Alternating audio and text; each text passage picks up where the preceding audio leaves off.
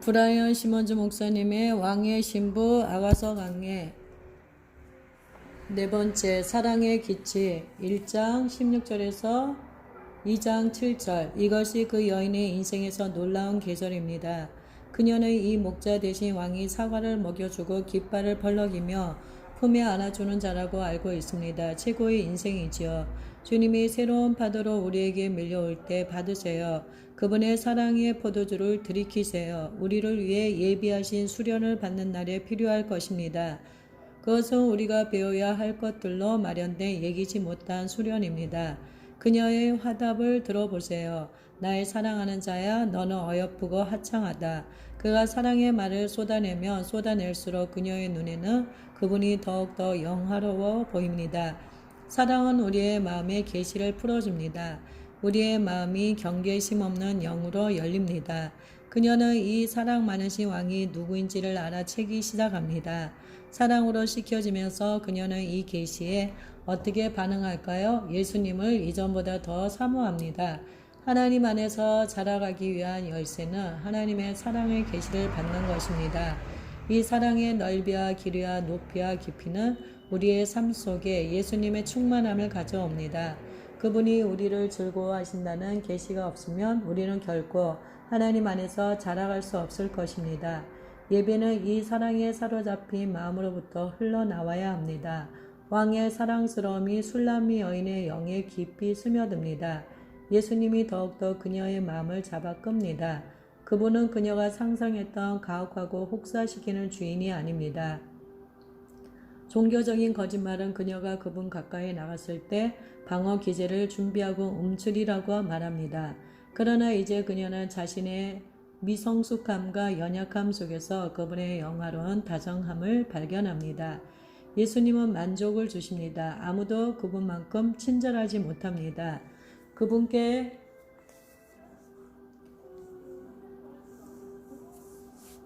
그분께 가까이 다가오지 못하게 속이는 것이 바로 거짓말입니다. 그분에게 불친절함이나 가혹함이란 조금도 없습니다. 그분이 명하시는 것은 무거운 짐이 아니라 생명을 주는 것입니다. 이 왕자는 모든 면에서 영화롭습니다. 그 예비 신부는 그분이 얼마나 진실하신지를 새로이 발견합니다. 지금 이 순간 두 사람 사이에는 깊은 애정의 교류가 이루어집니다. 서로에게 눈을 고정시키는 순간 한평생 지속되는 사랑이 탄생합니다. 예수님이 우리의 영혼의 화창한 모습으로 나타나실 때, 그분의 아름다운 얼굴을 볼 때, 그분의 다정한 표정이 우리의 마음에 사무칠 때 온 마음을 다해 그분께 순복함이 타당합니다. 그분과 사랑에 빠지는 것은 너무나 당연합니다. 그분이 보내는 곳이며 어딘지 가는 것이 너무나 옳습니다. 그분을 따르기 위해 다른 것을 모두 포기하는 것이 너무나 옳습니다. 우리가 꾸지람 들을 줄로 예상할 때나 꾸지람 들어 마땅할 때 그분은 몸을 굽혀 입맞춤해 주십니다. 꽉 쥔 주먹이 날아올 것이라고 꼭 믿고 있을 때 그분은 손을 펴서 못자국 난 손바닥을 보여주십니다. 얼마나 매혹성이 왕이신지 그 누가 그분을 사랑하지 않을 수 있을까요? 우리의 침상은 푸르고 우리는 하늘나라에서 그리스도와 함께 앉아 있습니다. 이보다 더 나은 안식처는 없습니다. 그 여인은 왕이 마련해준 호화로운 안식처에 대한 계시를 받았습니다. 그분은 그녀를 푸른 초장에 눕게 하셨습니다. 푸르다라는 말은 히브리어로 풍부함과 호화로움을 뜻합니다. 하나님의 사랑의 풍성하심으로 인해 그녀는 하나님의 임재 가운데 안식을 얻습니다. 그녀는 우리의 침상이라고 말합니다. 그분과 더불어 공동 상속자가 된다는 진실을 알기 때문입니다. 십자가는 이제 그녀의 안식처가 되었습니다. 그분의 달콤한 마음의 성전에서 우리는 쉼을 얻으며 거합니다. 신랑의 마음은 얼마나 푹신하고 안전한 침대인지요. 왕은 왕궁 안에 있는 푸른 방을 그녀에게 보여주셨습니다. 이것은 성장과 성숙함과 안식의 장소이지요. 영원히 우리의 방이 될 것입니다. 술람미 여인이 방을 둘러보다가 문득 올려다봅니다. 우리 집은 백향목 들보로구나. 백향목은 단단한 나무입니다. 그녀가 평생 이어질 왕과의 결합을 향한 여정을 계속할 때 어떤 강력함과 안전함이 술람미 여인 주위를 온통 둘러쌉니다. 그녀는 우리 집의 안정성을 확인하고 그분과 안전하게 휴식을 취합니다. 백향목은 생명의 상징이며 삼나무와 잣나무는 죽음의 상징입니다. 이 두 가지 나무는 모두 솔로몬 성전의 주요 건축 자재입니다. 이 나무들은 우리의 안전과 보호가 되시는 주 예수님의 생명과 죽음을 의미합니다.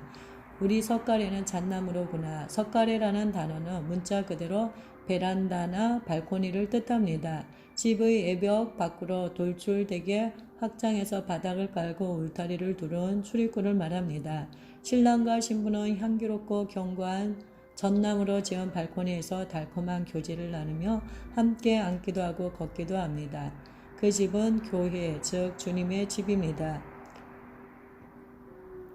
이제 그녀는 사람들과의 교제 가운데로 되돌아갈 준비가 되었습니다. 그녀는 그분의 안식처와 안정을 얻을 곳임을 압니다.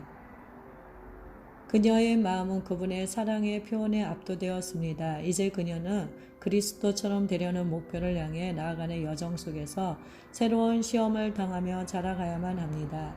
그러나 먼저 자신의 진정한 정체성을 품어 안아야만 합니다.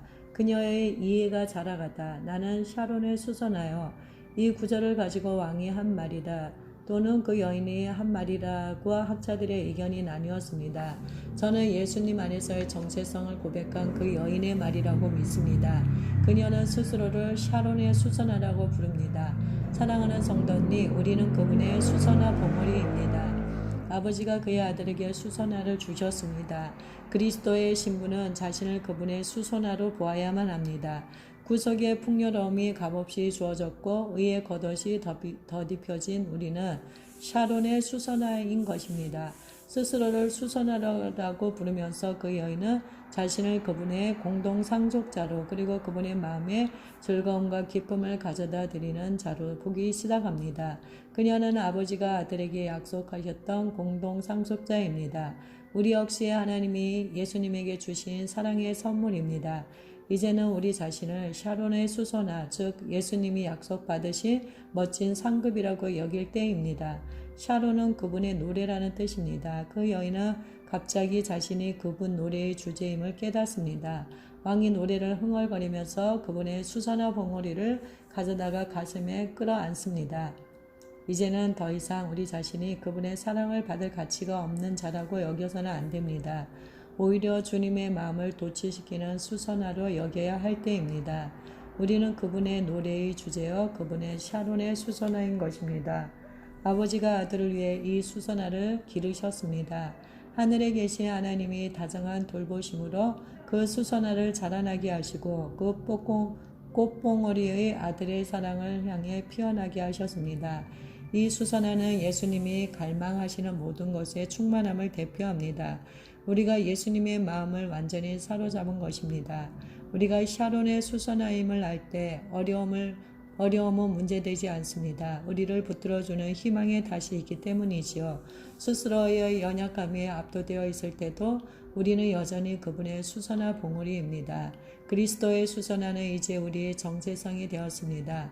마지막 때의 교회는 머지않아 우리가 그분의 수선화임을 고백할 것입니다. 들판에 피어난 수선화같이 신부는 자신을 그분이 마음에 소중히 여기는 자로 여길 것입니다. 백합화같이 흰 그녀의 영. 골짜기의 백합화. 호세아 14장 5절에서 선지자가 하나님의 사람들을 백합이라고 부릅니다. 우리가 삶의 가장 깊은 골짜기에 있을 때도 여전히 예수 그리스도와 연합합니다. 그분이 우리를 그분의 백합화로 보시기 때문에 우리가 골짜기에 있을지라도 그분을 향한 우리의 사랑이 떠나갈 수는 없습니다. 백합화는 순결을 뜻합니다. 예수님의 사랑스러운 백합화로서 그 신부된 여인은 그분 보시기에 자신이 순결하다는 것을 깨닫습니다. 우리는 신랑이신 예수님의 눈에 이슬방울로 맺혀 영롱이 반짝이는 한 송이 백합화입니다. 인생이 낮고 어두운 곳에서조차 이것은 사실입니다. 정체성을 다음과 같이 선포할 때 우리 전 존재가 재규정됩니다. 나는 샤론에 수선하여 골짜기의 백합화로다. 그리스도의 신부는 여전히 배워야 할 것이 많습니다. 그녀는 여전히 미성숙하고 자기중심적입니다.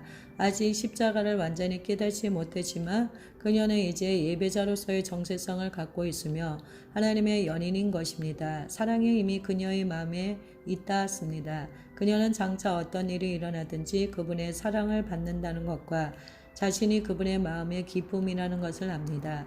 정체성을 계시로 깨닫게 되자 왕이 어떻게 화답할까요? 그분은 그녀의 가치와 아름다움을 확인해 주십니다. 내 사랑은 가시나무 가운데 백합화 같도다. 예수님은 가시나무 투성이 세상에서 우리를 사랑스러운 백합화라고 부르십니다. 잠깐 멈추고 잘 생각해 보세요. 그분께 우리가 너무나 소중하기에 그분은 손을 가시나무 속으로 뻗으면서까지 우리를 꼭 붙잡았던 것입니다. 예수님이 우리를 구하려고 손을 뻗다가 가시에 찍히셨습니다. 사랑하는 성도님, 예수 그리스도는 약혼 여인 우리를 위해서라면 어떤 일이라도 하실 것입니다. 예수님이 우리를 발견하고 꼭 붙잡아야만 했을 때 갈보리의 못은 그분의 살을 찢은 가시나무와 같습니다. 그 가시나무는 세상 위에 드리워진 죄의 저주를 뜻합니다. 향기로운 백합화처럼 그녀는 이 저주 가운데에서도 축복을 퍼뜨립니다. 애씀이나 수고로움 없이 그녀는 이 타락한 세상 속에서 아름다움으로 단장했습니다. 예수님은 염려하는 제자들에게 백합화를 생각해 보라고 말씀하셨습니다. 사랑하는 성도님, 그분의 말씀에 귀 기울여 들어보세요. 여자들 중에 내 사랑은 가시나무 가운데 백합화 같도다. 세상 여인들 중에 순결을 갈망하는 한 여인이 있습니다. 이 타락한 세상의 저주 가운데서 이 여인은 그분을 갈망합니다. 그녀는 그리스도의 신부입니다. 왕은 그녀의 가치를 확인시켜 줍니다. 그녀와 같은 여인은 아무도 없습니다. 우리와 같은 사람은 아무도 없습니다. 다른 사람들은 그분을 아프게 했지만 우리는 그분의 마음을 살찌웠습니다. 우리는 가시나무에 둘러싸인 한 송이 백합화입니다. 백합화는 아무에게도 해를 입히지 않습니다. 가시나무는 사람들을 찢고 아프게 합니다. 가시나무는 물러서시오 라고 말합니다. 하지만 백합화는 오세요 제가 기쁘게 해드릴게요 라고 말합니다. 예수님은 양인 우리를 양떼의 속으로 보내시지 않고 늑대 가운데 보내십니다. 우리는 단지 꽃병에 꽂힌 수선화가 아니라 가시나무 속에 피어난 백합화가 되려는 것입니다. 이것이 이해되기 시작하면 우리는 울면서 그렇지만 주님 늑대들 사이를 지나면서 상처 입었어요 라고 말합니다. 그랬구나 얘야. 그렇지만 너는 내 양이 되어야만 한단다. 내가 아담과 이브를 양 가죽으로 옷 입힌 것처럼 너를 나의 양으로 삼아 파송한다 라고 말씀하십니다. 백합화는 반항하지 않을 것입니다. 사랑하는 성도님, 그분의 양이나 백합화가 되라고 진심으로 가르치는 사람들은 우리에게 가혹하고 상처를 주는 자들입니다.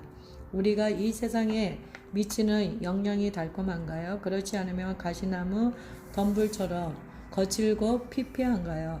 그분은 상처 주고 학대하는 세상 가운데서 우리가 백합화나 어린 양처럼 살기를 바랍니다. 주님, 우리로 주님을 위한 매혹적인 백합화가 되게 해주세요. 주님이 이 타락한 세상 속에서 가시나무에 핀 수선화였던 것처럼요. 그분 안에 기쁨을 찾다. 나의 사랑하는 자는 사과나무 같구나. 예수님은 그 맛이 달고 보기에도 탐스럽습니다. 예수 그리스도는 우리의 생명나무입니다. 그분을 아는 것은 어느 누구와의 관계보다 더 흡족합니다. 전 인류 중에서 그분이야말로 우리의 가장 깊은 갈망을 채워주시는 분입니다. 예수님 한 분만이 우리 마음의 필요를 채우십니다. 그분은 모든 필요를 능가하시는 분이니까요. 이 지점에서 그 여인은 이 세상에서 이 왕에게 필적할 만한 아무도 없다는 것을 깨닫습니다. 아무도 그분을 대신할 수 없을 것입니다. 그분이 천국의 과일나무이기에 오로지 그분께만 헌신합니다. 그녀의 영을 그분이 얼마나 새롭게 하시는지요. 사과나무 한 그루가 단아한 아름다움으로 서 있네. 그리고 단물 먹으면 보배를 우아한 몸짓으로 흔드네. 무성한 가지를 당당하게 하늘로 쳐들고 하지만 숲을 이뤄 열매 맺지 못하는 불모의 나무들 사이에서 그러니 예수님 타락한 사람의 아들들 중에서 연약하신 사랑의 열매를 저로 맺게 하시고 쉼이 큰 기쁨과 안식으로 제 마음을 채워주세요. 숲을 가운데 사과나무 같구나. 숲은 다른 남자들을 가리킵니다. 예수님이 눈먼 사람을 고쳐주셨을 때 그가 처음으로 얼핏 본 사물은 걸어가는 나무처럼 보이는 사람들이었습니다. 우리는 예수님 한 분만으로 우리의 시야를 채워야 합니다. 바울이나 베드로, 우리가 좋아하는 선지자나 목사나 교사로가 아닙니다. 모든 훌륭한 사람들 중에 나무 한 그루가 서 있습니다.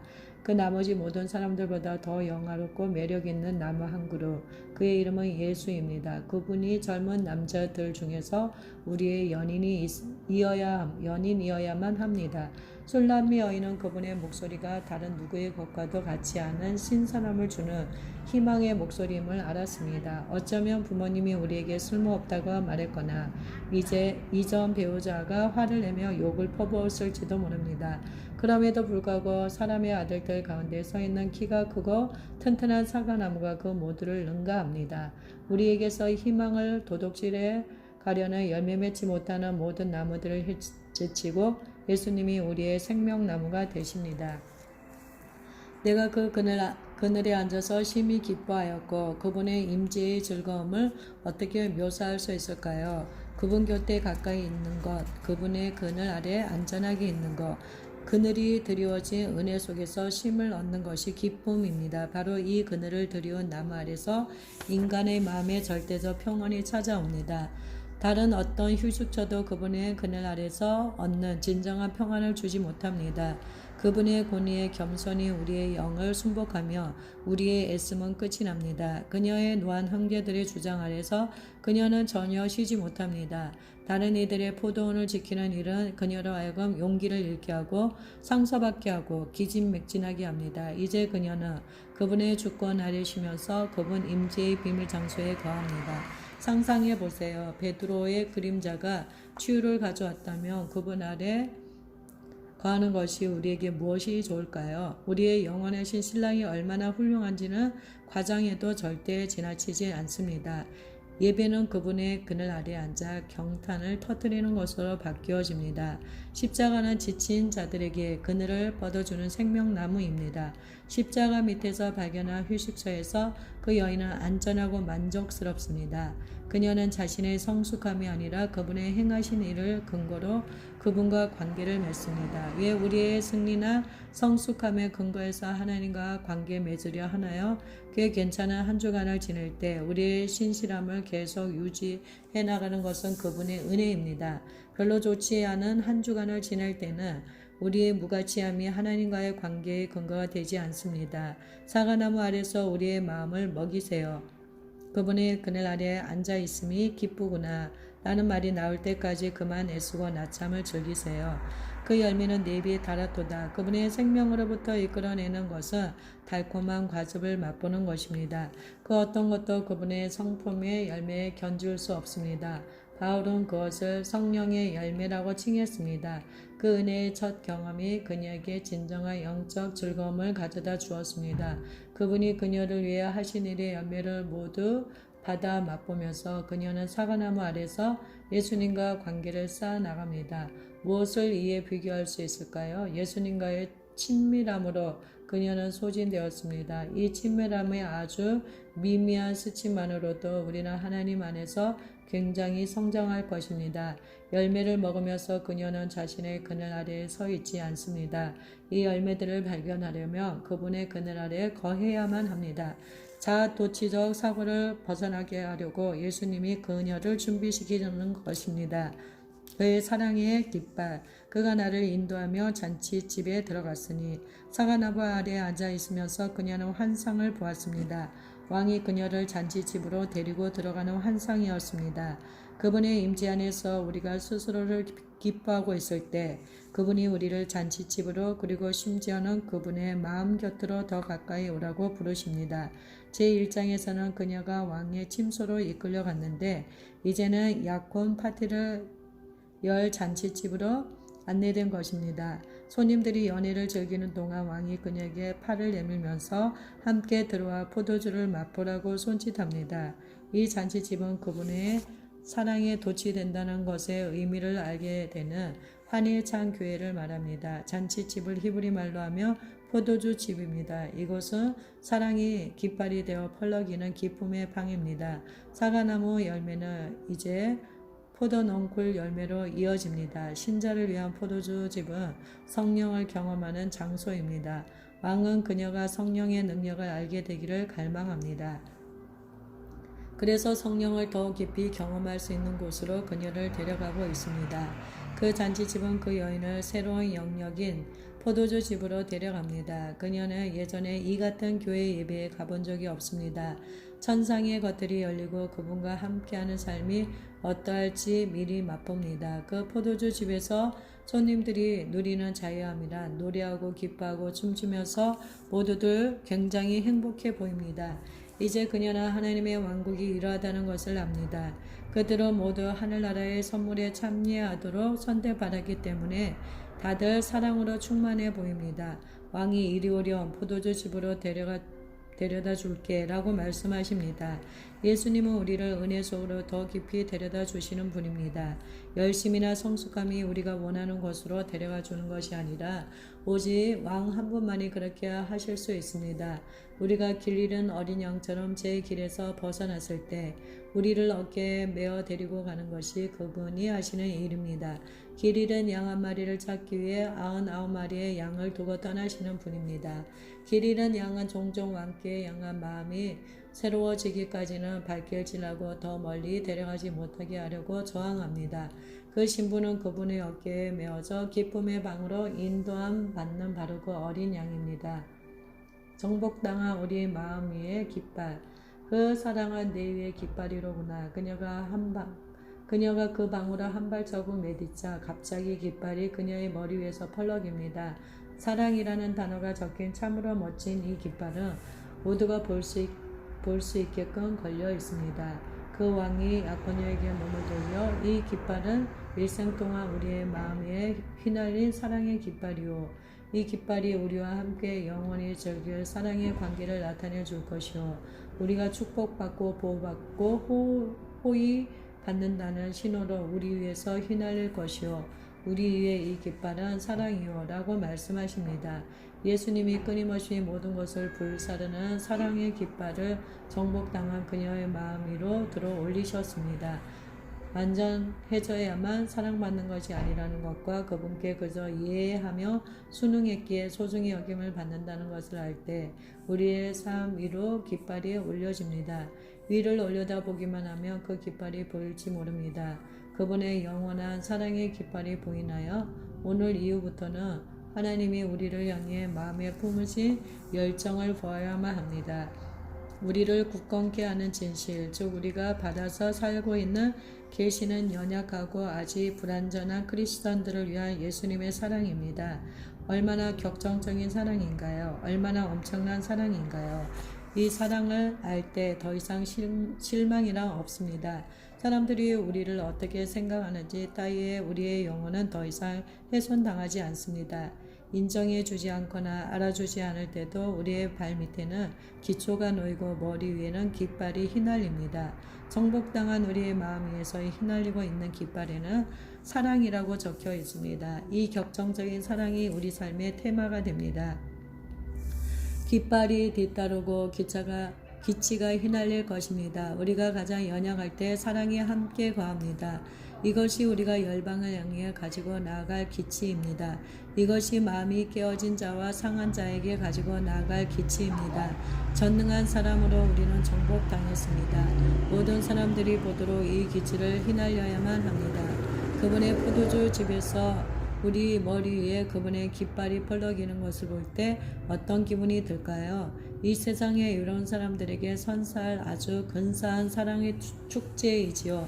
예수님은 우리의 믿음을 넘어선 왕이십니다. 더 주세요. 너희는 건포도로 내 힘을 돕고 사과로 나를 시원케 하라. 그녀는 뜨거운 마음으로 주님을 구하고 있습니다. 강건해지기를 구하는 것은 더 이상 사랑받고 싶기 때문입니다. 더 많이 사랑받고 싶기 때문입니다. 그녀의 부르짖음은 그분의 사랑을 더 충만히 느끼고 싶고 알고 싶기 때문입니다. 이때 사랑의 느낌은 매우 강렬합니다. 상사병으로 마음이 아픈 우리는 그분을 더 많이 소유해야만 합니다. 안아주시는 그분을 느끼기를 간절히 원합니다. 성령님이 불러일으키신 이 갈망은 어떤 말로도 형용할 수가 없습니다. 그것은 상사병입니다. 온 마음을 다해 주 예수님을 따르세요. 사과는 복음의 약속을 의미합니다. 예수님의 말씀은 사과처럼 달콤하고 시원합니다. 우리에게 주신 약속의 말씀을 아로새긴 은쟁반의 금사과에 비유할 수 있습니다. 우리의 필요에 맞춰 적절한 약속의 말씀이 주어집니다. 그가 왼팔로 내 머리를 고이고 오른팔로 나를 안는구나. 하나님의 오른팔은 우리가 보고 느끼고 분별할 수 있는 방법으로 우리를 품어 안는 하나님의 역사하심을 나타냅니다. 그분의 오른손에는 영원한 즐거움이 있습니다. 능력이 강한 오른팔에 사랑을 가지고 우리를 만지십니다. 보이지 않는 자비하심으로 격려하시고 다정한 만져주심으로 감동시키시는 하나님께 감사할 따름이지요. 우리 하나님은 얼마나 친절하신지요. 품어 안아주시는 그분의 사랑이 우리에게 자신감을 주고 위안을 줍니다. 왼팔은 우리를 격려하는 그렇지만 투명해서 보이지 않는 하나님의 활약상을 말합니다. 그 왼팔은 우리의 눈이나 시야에 보이지 않습니다. 눈에 보이지는 않아도 하나님은 우리를 위해 굉장히 많은 일을 하십니다. 하나님은 우리에게 해가 될 수도 있는 일들을 제어하십니다. 하나님의 사랑 안에 우리가 머리를 안전히 들고 있을 수 있도록 밤낮으로 일하고 계십니다. 우리 하나님은 너무나 친절하십니다. 우주를 다루었던 손이 이제는 술람미 여인을 붙잡고 있습니다. 이런 왕이 붙잡아주고 있는데 어느 누가 두려워할까요?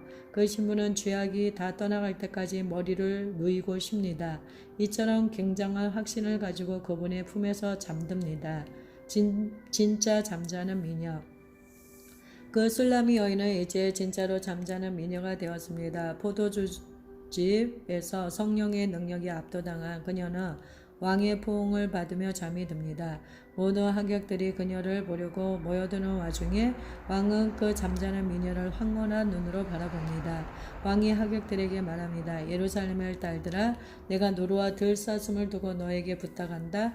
내 사랑이 원하기 전에는 흔들지 말고 깨우지 말지니라. 무화경의 잠에 빠져있는 그녀를 깨우지 마세요. 그녀는 사랑에 빠졌어요.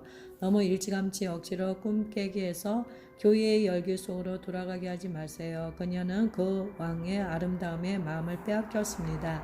사람들은 자기들보다 더 정열적으로 예수님을 사랑하는 다른 크리스천들을 보고 많이 질투합니다. 그들을 방해하려고 하고 깨우려 하고 밖에 나가서 다른 포도원 지기처럼 꾸준 일을 하라고 시킵니다. 어쩌면 사람들은 우리가 그분의 발밑에 앉아만 있는 게으른 사람이라고 생각할지도 모르지만 주님은 우리를 그분만의 소중한 존재로 여기십니다. 그 점이 제일 중요합니다. 노루는 히브리 말로 세봇이며 많은 무리나 군대라는 뜻입니다. 이 단어는 하나님의 군대라는 뜻으로 사용됩니다. 주님은 노루 군대를 거느리십니다. 주님을 진정으로 따르는 자들은 우리 주 예수님의 마음과 같이 부드러운 마음을 갖게 될 것입니다. 노루는 아무에게도 해를 끼치지 않는 참으로 아름다운 창조물입니다. 그러니까 주님의 군대는 그처럼 온유한 영을 소유한 남녀로 이루어져 있는 것입니다. 예수님과의 교제가 너무나 멋지기에 왕은 휴식을 취하고 있는 그 신부를 예루살렘의 딸들이 깨우지 못하도록 간곡히 타르기 위해 가장 사랑스러운 형상의 창조물을 사용합니다. 누가 그 아름다운 노루를 쫓아버리고 싶을까요? 누가 예수님과 거룩한 사랑에 푹 빠져버린 신부를 깨우고 싶을까요? 지금은 그녀가 휴식을 취하고 이 신선한 포옹 속에서 기쁨을 찾을 때입니다. 곧 계절이 바뀌겠지만 지금은 그녀가 신랑과의 깊은 친밀감에 몰입해야 할 때입니다. 삶의 이 단계에서는 우리 주변에서 무슨 일이 일어나고 있는지를 알아차리지도 못합니다. 많은 사람들이 멸망으로 치닫고 있고 열방은 생명의 메시지가 필요하다는 것을 잊은 듯합니다. 그러면서 한편으로 우리는 오직 한 가지 목적, 개인적인 즐거움을 위해 구원받았다고 생각합니다. 우리가 사과나무 아래에서 교제의 향연을 만끽하고 있을 때는 희생이나 전투 그리고 훈련 등이 모두 이상한 말처럼 들립니다. 그런데 이 자기 유익에만 골똘한 단계는 종국에는 진정한 성품과 성숙함으로의 발전에 길을 양보해야만 합니다. 우리는 만물의 공동 상속자로서 다스리도록 준비되고 훈련되어야만 합니다. 그래서 왕은 잠자는 술람미 여인을 앞으로 불러내기 위해 곧 오실 것입니다. 그런데 그녀는 갈 준비가 되었을까요?